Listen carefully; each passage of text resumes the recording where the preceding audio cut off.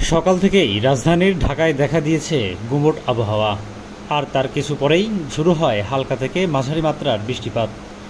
আবহাওয়া অধিদপ্তরের তথ্য অনুযায়ী বঙ্গোপসাগরে সৃষ্ট একটি গভীর নিম্নচাপ আজ বিকেলে দেশের উপকূল অতিক্রম করেছে। এর প্রভাবেই রাজধানীসহ দেশের বিভিন্ন অঞ্চলে নেমে আসে বৃষ্টি ও দমকা হাওয়া।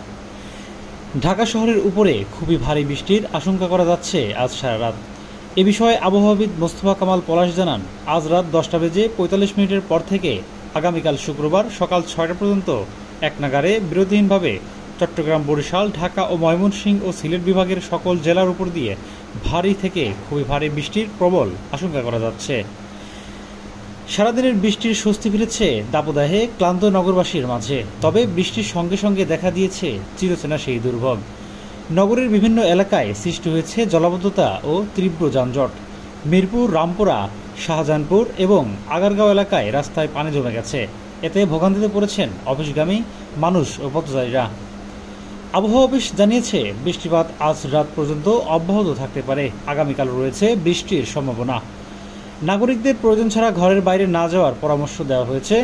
জরুরি প্রয়োজন ছাতা বা রেইনকোট সঙ্গে রাখার অনুরোধ জানানো হচ্ছে। এদিকে নিম্নচাপের কারণে উপকূলীয় অঞ্চলগুলোতে রয়েছে সতর্কবার্তা।